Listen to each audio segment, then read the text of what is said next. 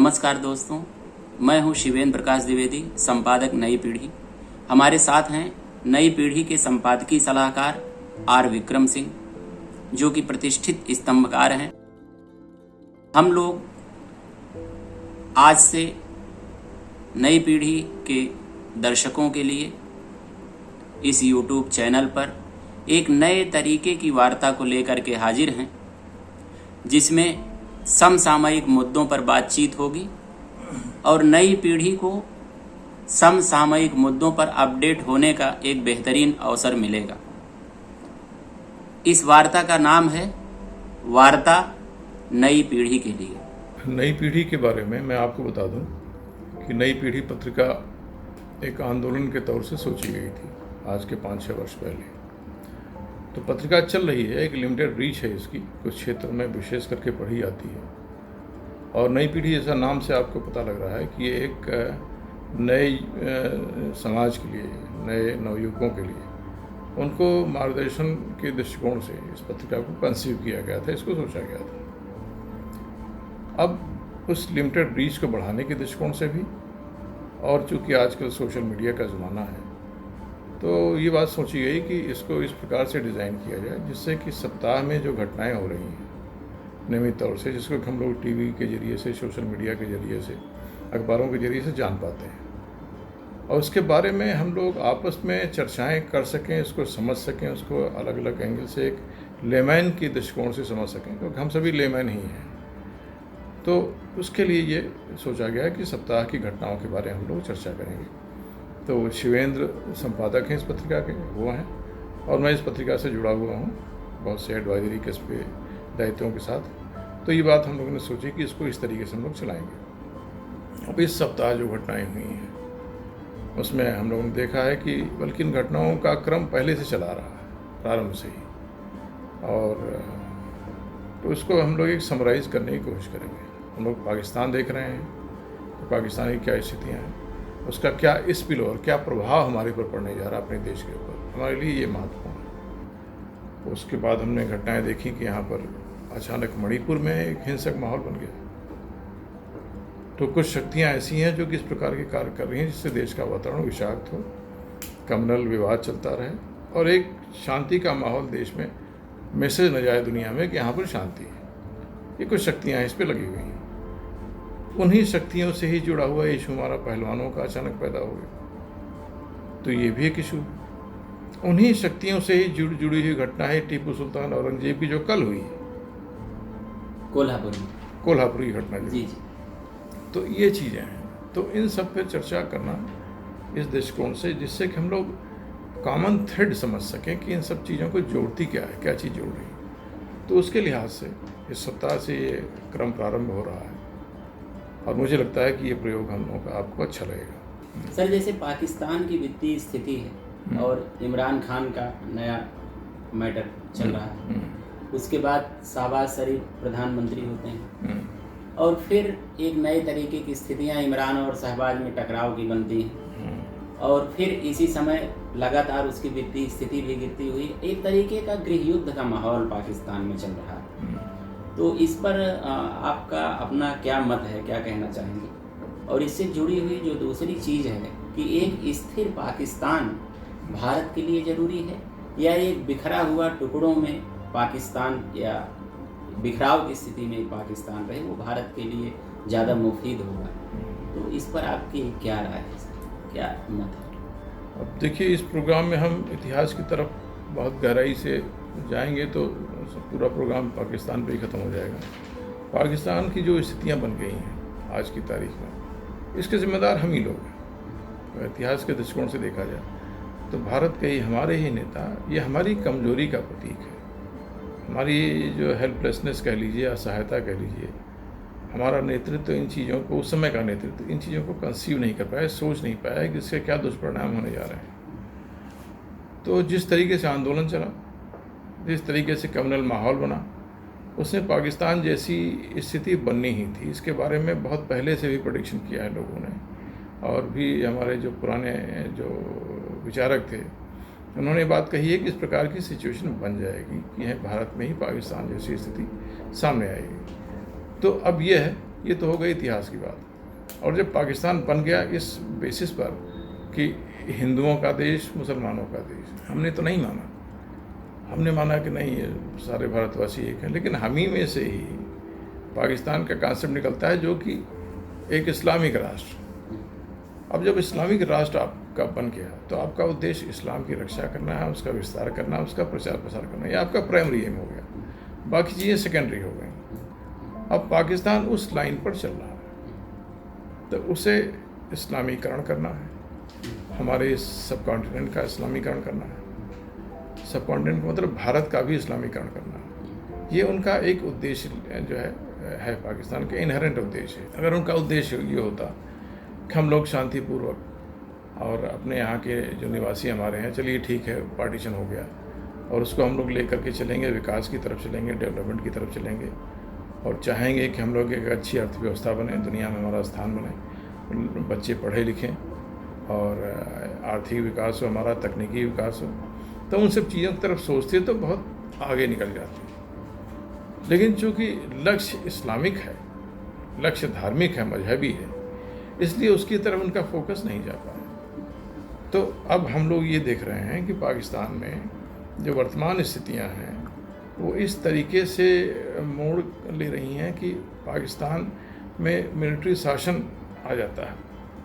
क्यों आता है, इससे भी कारण समझ लिया जाए कि जब जिन्ना ने कहा कि पाकिस्तान तो मैंने अपने स्टेनो और टाइपराइटर के दम पे बनवाया है। किसी ने उनसे प्रश्न पूछा कि भाई आपकी पार्टी ने बहुत आंदोलन किया, बहुत सेक्रीफाइसेस, बलिदान किया इसके लिए, पाकिस्तान के लिए। तो जिन्ना ने हंस करके कहा कि पाकिस्तान तो मैंने, मेरे स्टेनो ने और उसके टाइपराइटर ने, हम लोगों ने बनवाया है, बाकी और किसका योगदान है इसमें पाकिस्तान का। तो ये तो उन्होंने अपनी बात कही जो है, असलियत भी है, जो सत्य है, इसमें कोई दो राय नहीं। तो उसमें सेकंड लाइन की लीडरशिप ही नहीं थी। एक ऐसी पार्टी जिसमें जिन्ना, और जिन्ना के बाद टोटल वैक्यूम, और नीचे कुछ जमींदार जागीरदार किस्म के लोग जो कि चाहते थे कि भारत से बाहर निकल करके पाकिस्तान चले जाएंगे तो हमारी संपत्तियां वगैरह सुरक्षित रहेंगी, और बाकी जिन्होंने पब्लिक, आम लोग, मजहबी लोग, धार्मिक लोग, धार्मिक नेता, तो इन सब ने पाकिस्तान बना दिया। अब लीडरशिप कहाँ से आई? जिन्ना के बाद लीडरशिप की क्राइसिस पैदा हो गई। लियाकत अली खान एक नेता हो सकते थे, लेकिन जिस दिन ये अयूब खान आर्मी चीफ बने तो उनको इनवाइट किया गया प्रधानमंत्री महोदय को कि आइए हमारे आर्मी हेडक्वार्टर्स में आइए। वहाँ पर वो गए, उनका भाषण हो रहा था, उसी में एक आदमी ने उठ करके उनको गोली मार दी आर्मी हेडक्वार्टर्स में। तो एक दूसरे अफसर उठा, उसने उस हत्यारे को गोली मार दी, तो चैप्टर वहीं क्लोज हो गया कि मारने वाला भी मारा गया। अब सबके सामने घटनाक्रम हुआ, तो ये पता ही नहीं लग पाया कि मारने वाले ने मारा क्या बात हो गई, कौन उसको इंस्टिगेट कर रहा। लेकिन उससे ये हुआ कि जिन्ना के बाद के जो भी पॉपुलरिटी में एक नेता डेवलप हो रहे थे वो समाप्त हो गए। तो अब उसके बाद फिर प्रधानमंत्री बने 7 उसके बाद से, लेकिन वो कोई 6 महीने रह रहा है, कोई साल भर रह रहा है, किसी को कोई हटा दे रहा है। आर्मी का वर्चस्व और अयूब खान का वर्चस्व इन 7 वर्षों में बहुत बढ़ गया। तो उनके लिए जब 1958 का साल आया और उनको जो है मार्शल लॉ एडमिनिस्ट्रेटर भी नियुक्त कर दिया, उस समय के राष्ट्रपति थे जो इस्कंदर मिर्जा ने। तो उस स्थिति में उन्होंने इस्कंदर मिर्जा से करीब 15-20 दिन के बाद कहा कि सर आप निकल लें इंग्लैंड, अब यहाँ आपकी आवश्यकता नहीं, और 24 घंटे का समय है।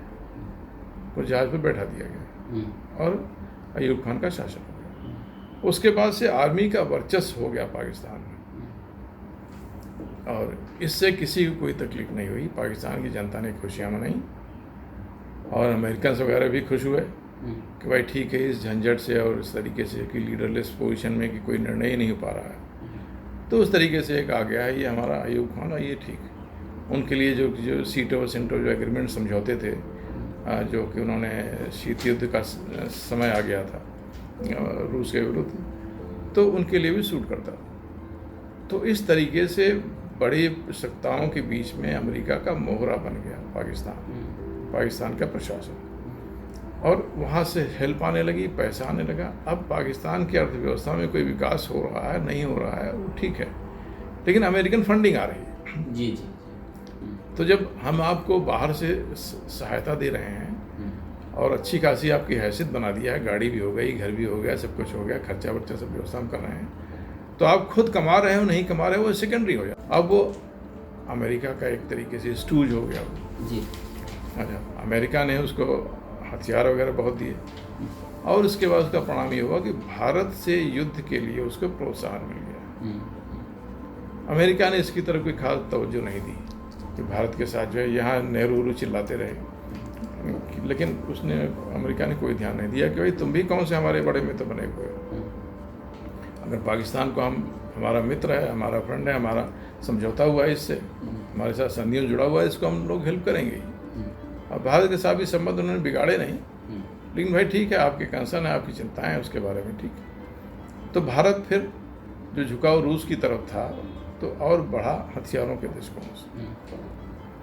और यहाँ का प्रशासन भारत का, जो हमारे प्रधानमंत्री नेहरू के बाद लाल बहादुर शास्त्री जी ने तो थोड़ा अलग लाइन, इंडिपेंडेंट लाइन रखने की कोशिश की, लेकिन वो चूँकि अब बीच में घटना हो गई, दुर्घटना हो गई है, जो षड्यंत्र हो गया, जो भी आपसे कह लीजिए, तो उसके कारण ये स्थितियाँ बनी। तो भारत में इंदिरा गांधी को हमने देखा कि ये एक लेफ्टिस्ट पॉलिसी फॉलो करते हुए लोग चले अपने पिताजी के नीतियों के अनुसार, और पाकिस्तान अमेरिका के साथ अमेरिकन नीतियों के तहत वो चलता रहा, और अमेरिकन सहयोग सहायता के साथ।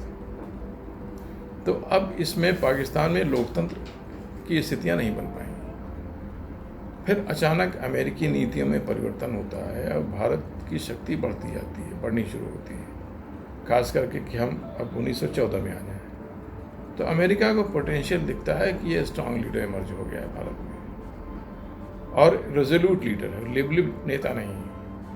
अब इस लिबलिब नेता के काल के समापन के बाद, नेतागिरी के समापन के बाद भारत की एक नई भूमिका बनती है। अब अमेरिका का शत्रु कौन है? अमेरिका का शत्रु चीन है, जो चैलेंज करने की स्थितियों में आ रहा है, और वो अमेरिका के सहयोग से ही डेवलप हुआ इतना बड़ा हुआ, तो फिर दूसरी कहानी है। तो अब हम ये देखते हैं कि अमेरिकन्स को लगा कि भारत के साथ सहयोग का माहौल बन सकता है, लेकिन चूंकि भारत और अमेरिका इतनी दूर जा चुके हैं, आपस में संदेह का माहौल है, तो उसको दूर करने का प्रयास होना शुरू हुआ मोदी जी के रिजीम में। और हम लोग ये देख रहे हैं कि हथियारों का सहयोग, आर्म सहयोग, ये सब चीज़ें अपने आप होनी शुरू हो गई। और पाकिस्तान, जो कि इसने डबल गेम किया अफगानिस्तान को लेकर के, वो अफगानों के भी साथ है, अमेरिका के भी साथ है, सहायता वहाँ से आती, पीठ में छुरा भी मार रहा है, बिन लादेन के भी साथ है, वो सबके साथ है, चीन के भी साथ है, सबके साथ हो गया। वो इस प्रकार की का देश हो गया, जो कि आप एक देश जो कोठे पे बैठा हुआ, जो भी दाम दे रहा है वहाँ पर जाए और नाच देखे और उसका चलाए, इस प्रकार के, जिससे अपना कोई ज़मीर नहीं, अपना कोई कैरेक्टर नहीं।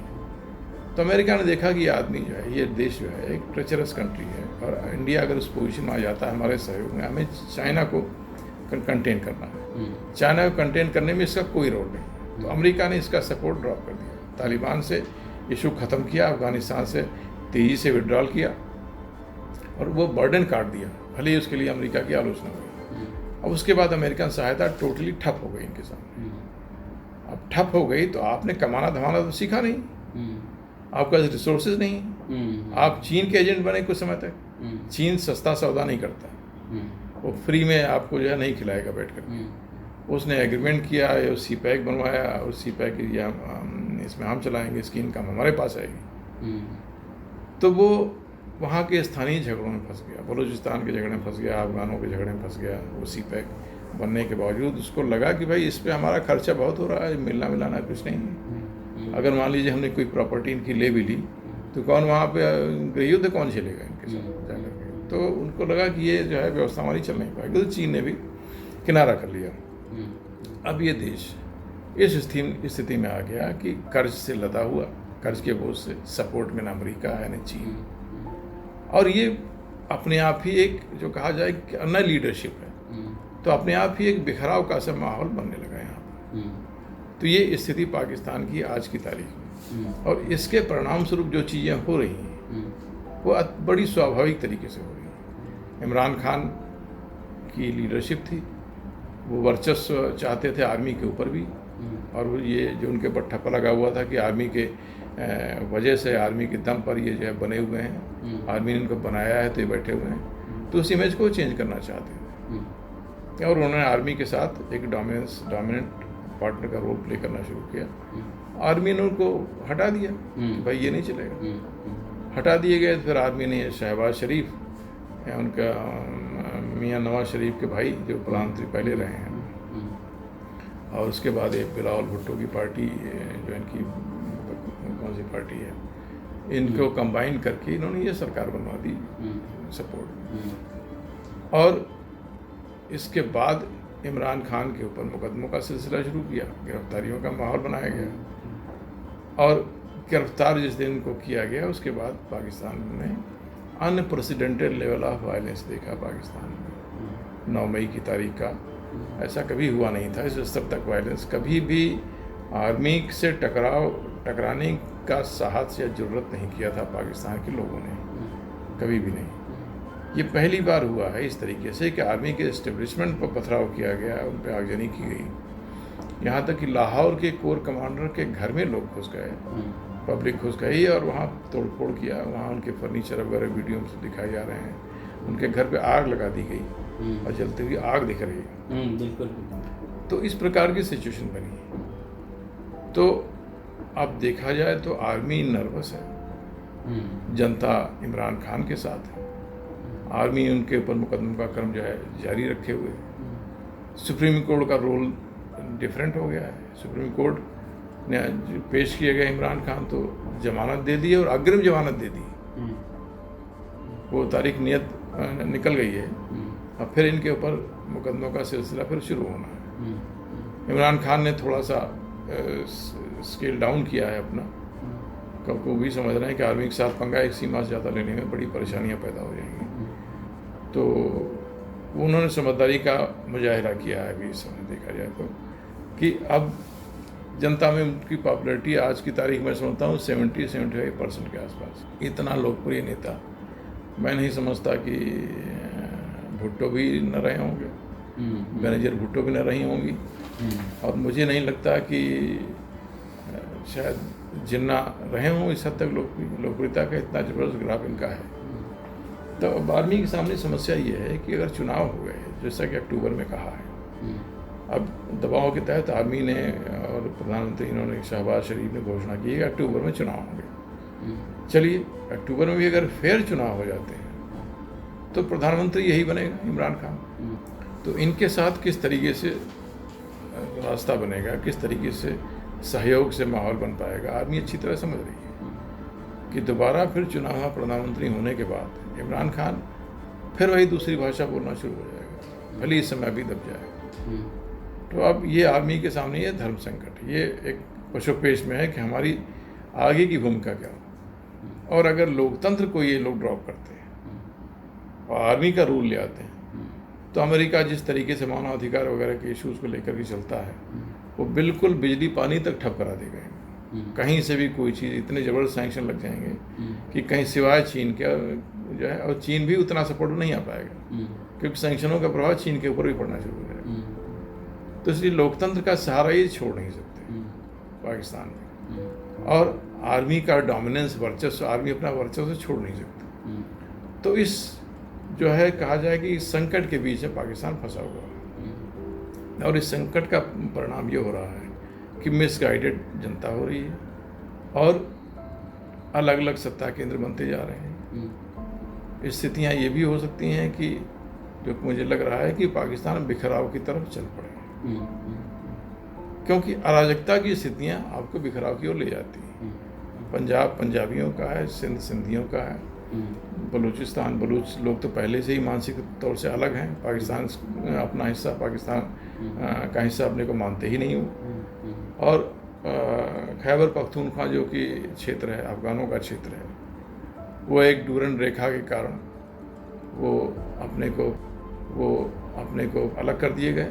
पाकिस्तान का बिखरा हुआ देश होना, बिखर जाना 4 टुकड़ों में, वो इसलिए बेहतर होगा कि चारों टुकड़े अपनी संस्कृति सभ्यता के साथ डेवलप होना शुरू होंगे, अपने इतिहास के साथ डेवलप होना शुरू होंगे, और वो इतिहास भारत के साथ उनका साझा इतिहास। भले वो इस्लाम के मानने वाले लोग हैं, लेकिन वो सिंध की पहचान सिंधी के साथ हो जाएगी, पंजाबी की पहचान, पंजाबी मुसलमान की पहचान पंजाबी की तरफ से हो जाएगी, और अफगानों की पहचान अफगान की तरफ से हो जाएगी, और बलूच हैं ही।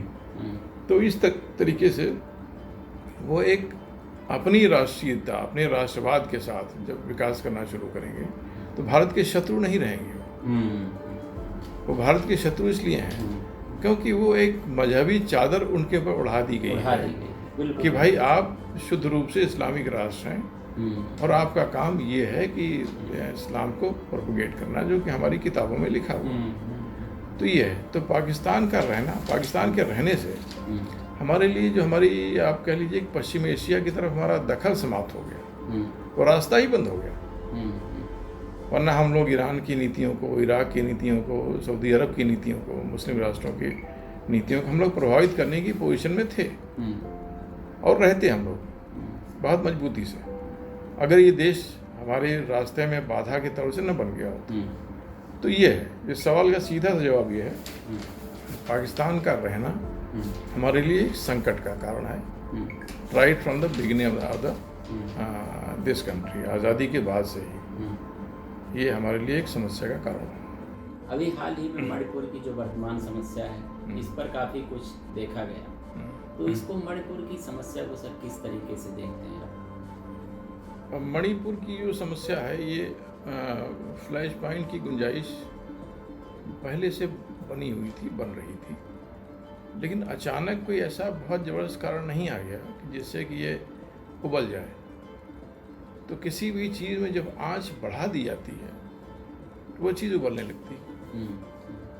तो ये एक डेलिबरेटली जानबूझ करके आंच बढ़ाने वाला काम वहाँ पर किया गया है। मणिपुर का आप ये समझिए कि एक बाउल की शेप में है, कटोरा नीचे है, इस कटोरे में नीचे की तरफ एक 10-12% का जो क्षेत्रफल है, इसमें मैती समाज के लोग बसे हुए हैं। मैती भी ट्राइबल ही हैं, लेकिन वो किसी समय वो हिंदू धर्म के स्टांच मानने वाले हो गए थे, वो घोर हिंदू हैं, और अपने को जो है इस महाभारत काल से और अर्जुन से उन सबसे जोड़ते हैं।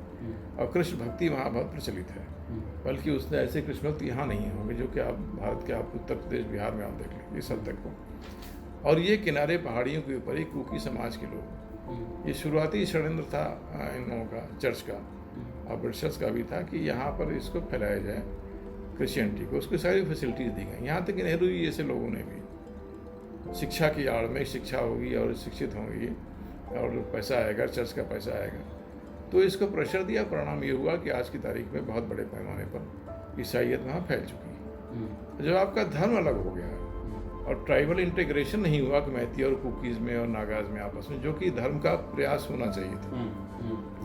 अगर मैती जो है हिंदू हो सकते हैं, इतने स्ट्रांग हिंदू हो सकते हैं ट्राइबल कम्युनिटी के होते हुए, तो नागा क्यों नहीं हो सकते? बिल्कुल। कुकी क्यों नहीं हो सकते जी।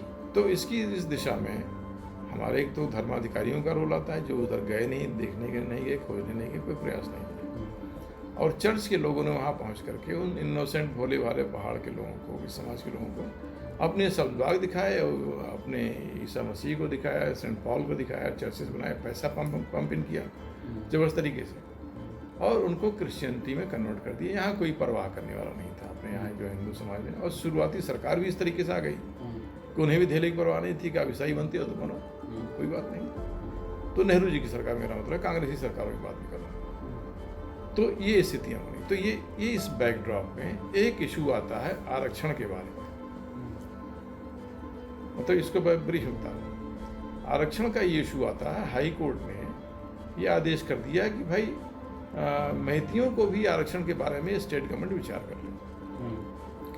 आरक्षण कुकियों को था, मैती को मिलेगा, तो मैती भी पहाड़ों पर ज़मीन खरीदने के लिए एलिजिबल हो जाएंगे। वहाँ व्यवस्था ये है कि ये जो आरक्षित समाज है, ट्राइबल कम्युनिटी, जिनको कि ट्राइबल की सुविधाएं मिलेंगी, तो वो लोग मैदान में भी, पहाड़ में भी, कहीं पर भी बसासत कर सकते हैं, ज़मीन खरीद सकते हैं। और सरकारी नौकरी में जो उनको प्रेफरेंस मिलता है वो तो है ही, अपने स्थान पर है ही। तो अब जब ये इन लोगों ने कोर्ट में गए, मणिपुर के ये मैती समाज के लोग, कि भाई हम हिंदू हैं लेकिन हैं ट्राइबल ही, मूलतः ट्राइबल ही हैं। ये फलाने इस डॉक्यूमेंट में जो है ब्रिटिश इंडिया के डॉक्यूमेंट हम ट्राइबल हैं, इन कागजात में हम ट्राइबल हैं। तो हाई कोर्ट ने कहा कि इनका भी केस परीक्षण कर लिया जाए। उतने पर ही ये फायर हो गया कि हाई कोर्ट ने कहा है तो वीरेंद्र सिंह की सरकार जो वहाँ पर है, भाजपा की सरकार, ये दे देगी आरक्षण, और ये भी जब इनको भी अधिकार मिल जाएगा तो ये पहाड़ों पर बसना शुरू करेंगे जैसे हम बसते हैं। तो कौन सी गलत बात थी भाई? अगर पहाड़ों पर मैती समाज के लोग ज़मीन खरीद सकते हैं, उनकी हैसियत है, तो खरीदेंगे, क्या परेशानी? आप जब आकर के यहाँ पर इम्फाल में, जो कि घाटी में है, यहाँ पर आकर के आप ज़मीन खरीद रहे हैं, यहाँ पे आप बस रहे हैं, कुकी समाज के लोग, नागा समाज के लोग, तो उनको भी अधिकार मिलता है, तो क्या परेशानी? तो ये चीज़ें जो हैं इस तरीके से कि जो एक लॉजिक के तर्क के विरुद्ध जाती हैं, क्योंकि हमको तो मिला हुआ, इनको क्यों मिल रहा है? जैसे कि एनआरसी के उसके बारे में कहा गया कि हिंदू वहाँ से क्यों आएंगे? अरे भाई, तुम्हें तो नहीं हटाया जा रहा है ना। तो उसी तरीके से कुकी समाज के लोग हैं, आपको हटा कौन रहा है? आपको आरक्षण खत्म कौन कर रहा है? लेकिन मैती समाज के लोगों को भी दिया जा रहा है। तो इस चीज़ ने जो है ये दुनिया भर की हिंसा और वायलेंस पैदा कर दिया। अब आप देखिए, एक तो हथियार उन्होंने बहुत लूटे थे कुकियों ने, वहाँ की कमज़ोर सरकारें हैं, वो बहुत कुछ इसके बारे में प्रभावी नहीं हो पाए। और दूसरा, इनको चूँकि ये क्रिश्चियनिटी मानते हैं, क्रिश्चियन धर्म मानते हैं, तो इनको चर्च का सपोर्ट है। और म्यांमार में जो चर्च वगैरह के लोग हैं, और जो चाइना से उधर से सपोर्ट है, म्यांमार का जो लाइजन है, चीन से हथियारों की सप्लाई कुकी समाज को अच्छी खासी। तीसरा एंगल इसमें आता है ड्रग का। पहाड़ियों पर वो ड्रग, ये पोपी, अफीम, जो कि कन्वर्ट होकर के जो है बनती है, ये क्या कहते हैं, LSD वगैरह बनती है, उनकी खेती हो रही बड़े पैमाने पर। अच्छा।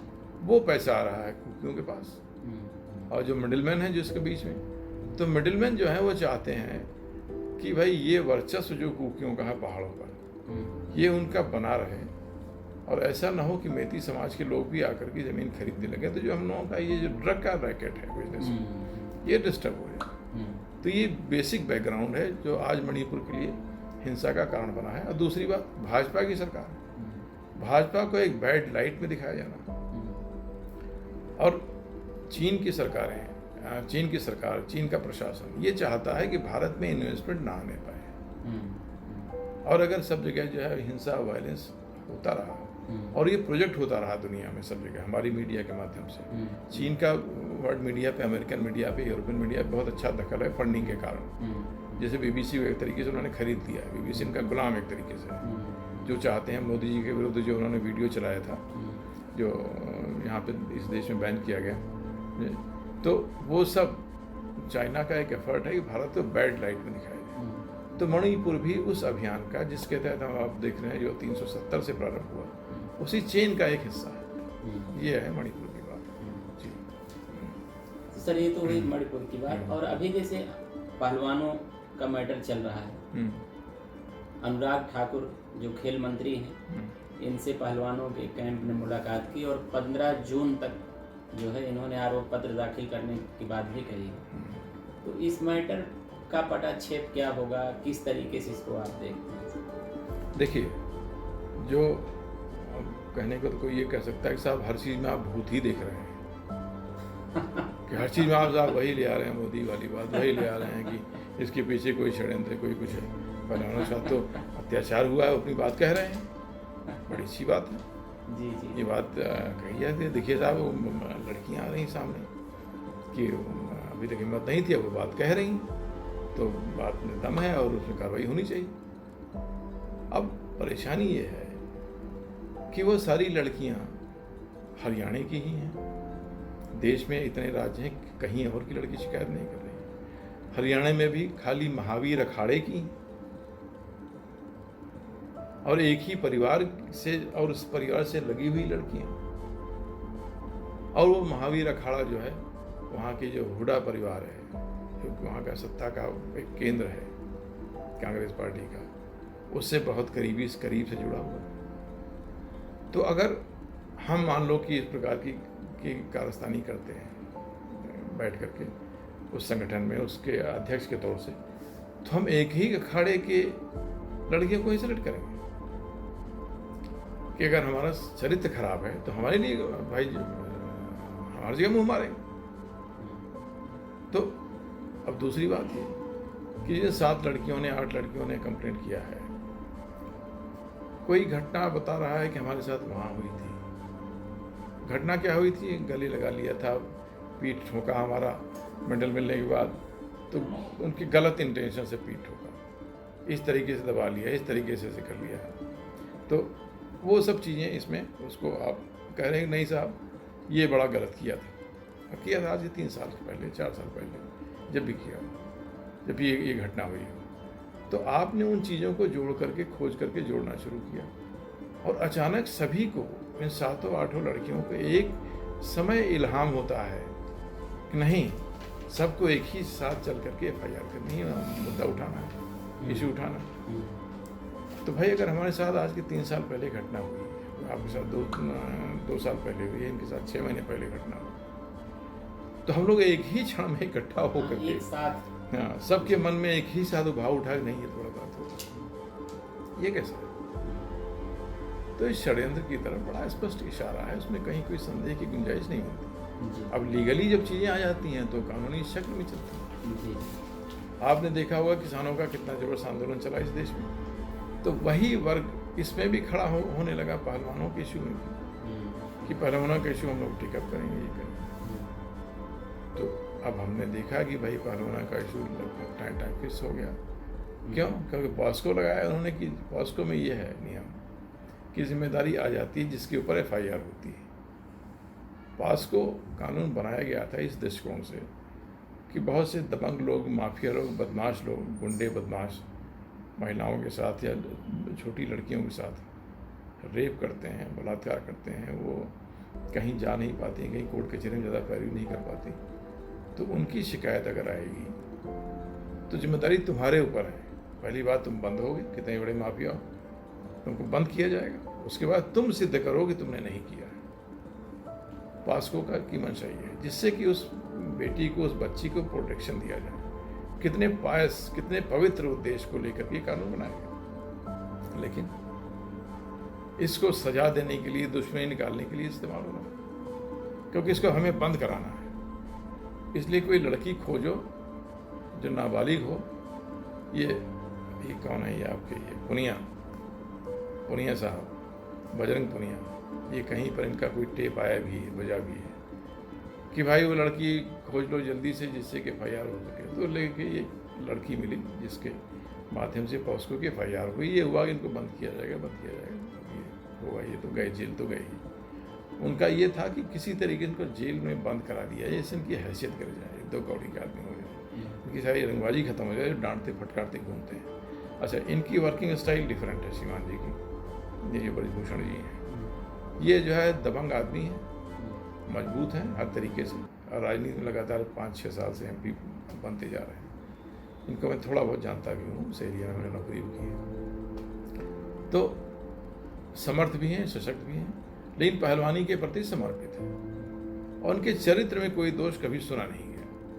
ये हम लोग चूँकि गोंडा बहराइच क्षेत्र के रहने वाले भी हैं, उस क्षेत्र में नौकरी करते हैं, इनको कभी भी इनके ऊपर ये आरोप नहीं लगा, और ये आरोप इस समय लगाना और एक जो कहा जाए कि इंटेंशन के साथ कि डिफेम हो जाए, बदनाम हो जाए, और जिससे कि अगला चुनाव इन्फ्लुएंस करने की पोजीशन में न रहे, इनका कोई आदमी चुनाव न लड़ पाए पहलवानी वाला, ये फेडरेशन का चुनाव जिसके ऊपर दीपेंद्र हुडा इनसे चुनाव हार गए थे।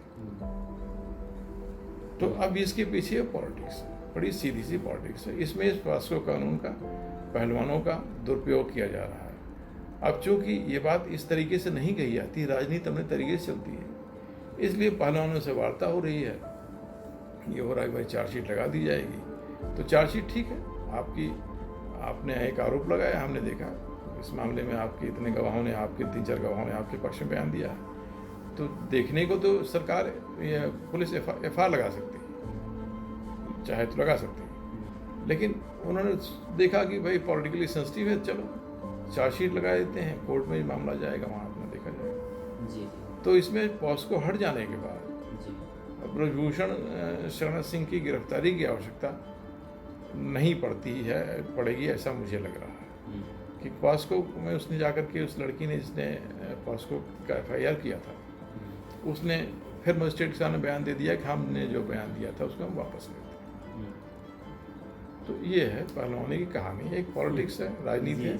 और वो लॉबी फिर खड़ा होना चाहती थी जिसने कि डिस्टर्ब किया था मोदी सरकार को उस किसान आंदोलन के दौरान में पहलवानों का सपोर्ट लेकर।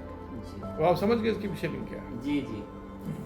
अच्छा सर, अभी अखबार में कुछ घटनाएं प्रकाशित हुई हैं, जैसे एक तो बड़ी प्रमुख घटना हुई अभी कोल्हापुर में, टीपू सुल्तान और औरंगजेब पर सत्ता और विपक्ष दोनों भिड़े।